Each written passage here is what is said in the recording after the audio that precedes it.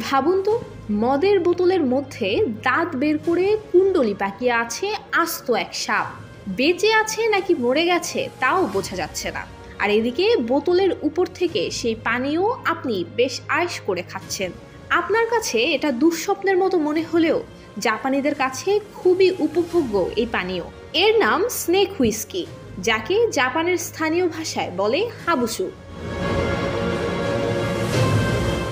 হাবুসু হলো একরকম চোলাই, চাল পচিয়ে তৈরি করা হয় মদ, যাকে বলা হয় আওয়ামুরি।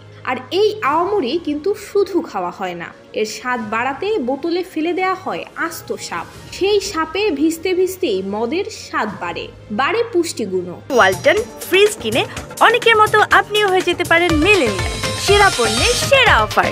জাপানে এই হুইস্কি শুধু নেশার জন্য নয়, ওষুধ হিসেবেও ব্যবহার করা হয়। হাবুসু নাকি খুব ভালো মানের হেলথ টনিক। হাবুসু কখনো বিশেষ অনুষ্ঠান অথবা উদযাপনের সময় খাওয়া হয়। এই মদের দাম $90 থেকে শুরু হয়। হাবুসু খুব যত্ন করে বানান জাপানিরা। যে সে সাপ দিয়ে হাবুসুর স্বাদ বাড়বে না, এর জন্য লাগে একরকম পিট ভাইপার, যা রিউকিউ দ্বীপপুঞ্জে পাওয়া যায়। সেখান থেকে ভাইপার ধরে এনে এই হাবুসু মদ বানানো হয়।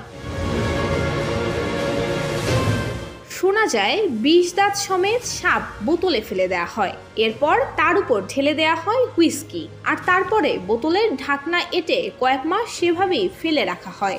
সাপের বিষ মজতে সময় লাগে, মদের সাথে মিশে বিষের ঝাঁঝ মরে যায়। তখন আর সেই মদ খেলে কোনো ক্ষতি হয় না, বরং স্বাদ নাকি কয়েক গুণ বেড়ে যায়। বোতলের মদেই ডুবে মারা যায় সাপ, রবারের খেলনার মতো বোতলের নিচে পড়ে থাকে। এই মরা সাপ ভেজানো মদ তখন চড়া দামে বিক্রি হয়। শুধু জাপানিরা নন, দেশ বিদেশের বহু সুরাপ্রেমী এই হাবুসু মদ খেতে জাপানে যান।